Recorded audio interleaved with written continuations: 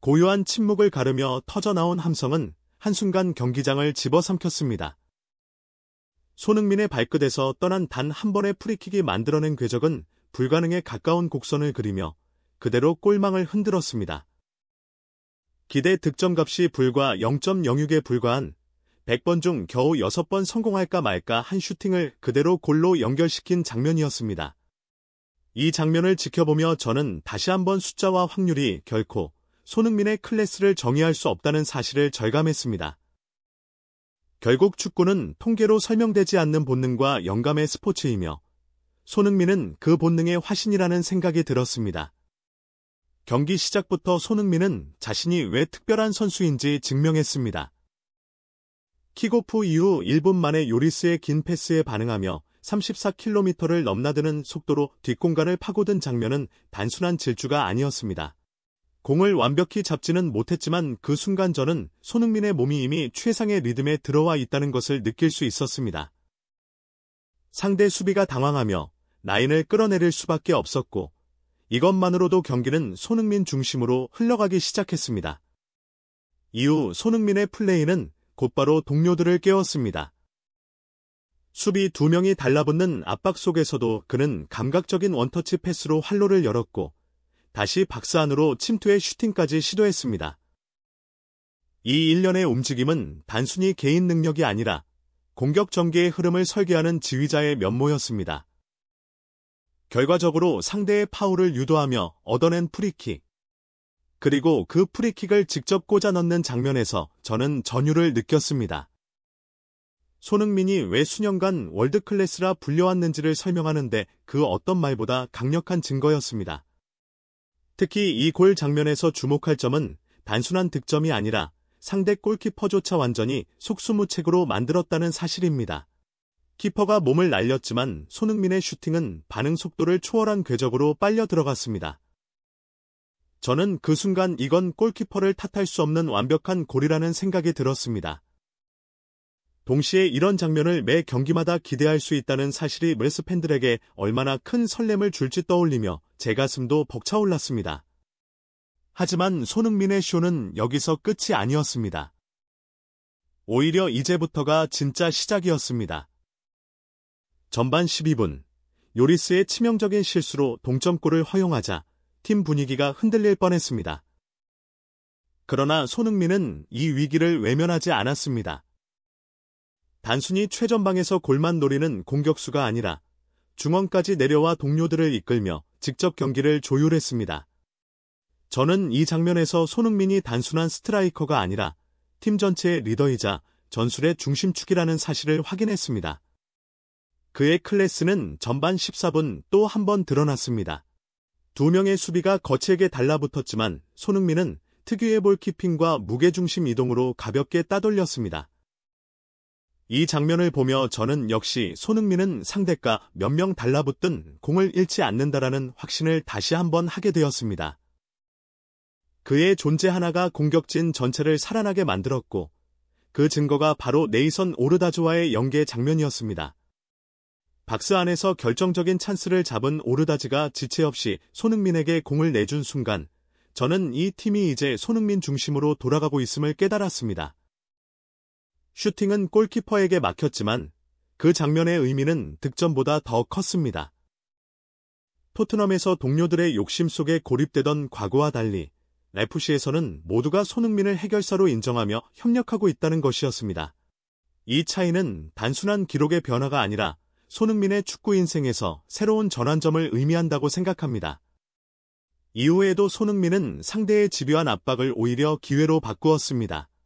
힐패스를 받아 곧바로 슈팅으로 연결하는 장면에서 저는 손흥민이 드디어 제 모습을 완전히 되찾았다라는 확신을 했습니다. 과거 토트넘에서 침묵을 강요받던 순간들과 달리 이제는 누구도 막을 수 없는 본능적인 슈팅머신으로 돌아왔습니다.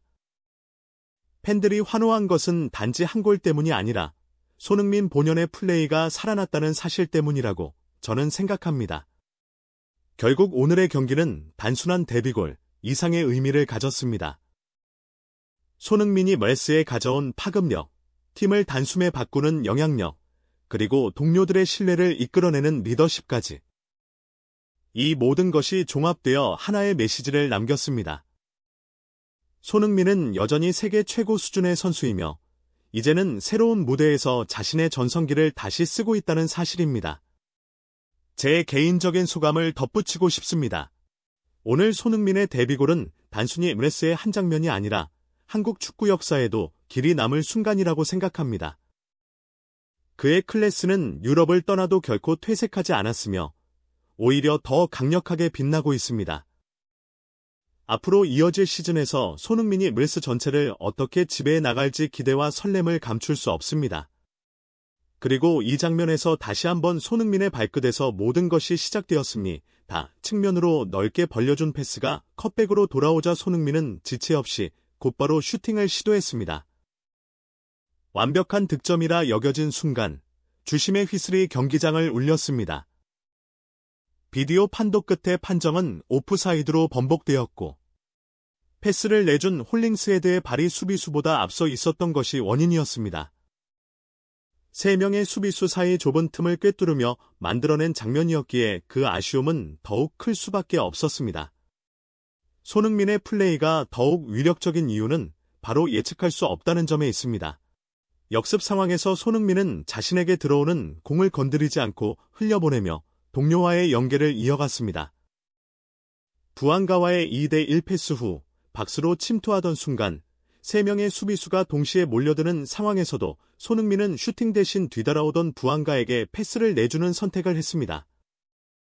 비록 부안가의 슈팅이 골로 연결되지 못했지만 전문가들은 이 장면을 높이 평가했습니다. 순간적인 돌파력과 넓은 시야, 그리고 이타적인 판단이 손흥민의 진정한 무기라는 분석이 이어졌습니다. 손흥민이 공을 잡는 매 순간이 곧 득점 기회와 직결되고 있다는 점이 다시 한번 입증된 것입니다. 경기 막판, 승부를 가를 수 있었던 장면이 또 한 번 찾아왔습니다.